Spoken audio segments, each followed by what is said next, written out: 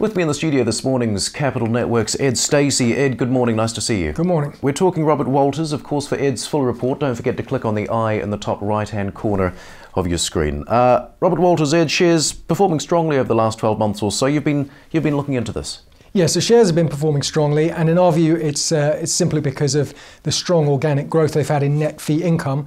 So in our report, we've looked at some of the underlying drivers for that. We focus really on three things. Firstly is Asia-Pacific exposure. They have more exposure there than most of the peers. Secondly, there's a business segment called Recruitment Process Outsourcing, RPO. Within Robert Walters, this is the division they call Resource Solutions. That's been growing very strongly, a big contribution to the group. And then finally, in terms of how do you execute on all this growth, it's about depth of experience in management. So we're looking at the tiers down below top management, a lot of very experienced people there, and that's been crucial to actually executing on this growth. Before we go any further, tell us a bit more about the RPO side of the business. Yes, RPO, Recruitment Process Outsourcing, is when human resource departments outsource the actual processes of recruiting.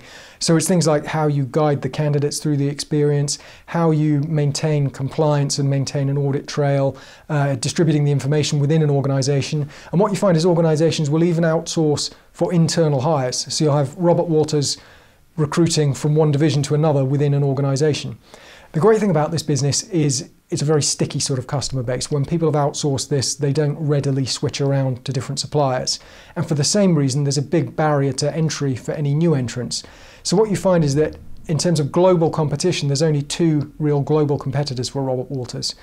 And then finally, what we like about this business is just the growth rate, 30% growth annually over the last 5 years. So it's been a big contributor to the group overall.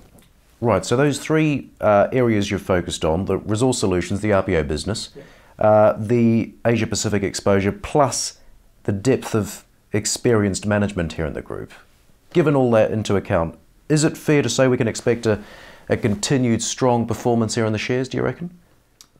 Yeah, well, I mean, when you see one that's performed as strongly as it has in the last year, investors are going to ask, well, have I missed the entry points here?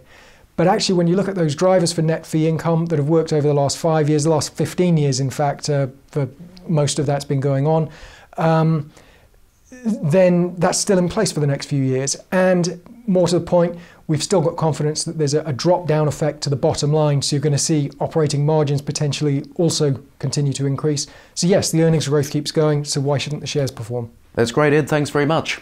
And for Ed's full report, click on the eye in the top right-hand corner of your screen.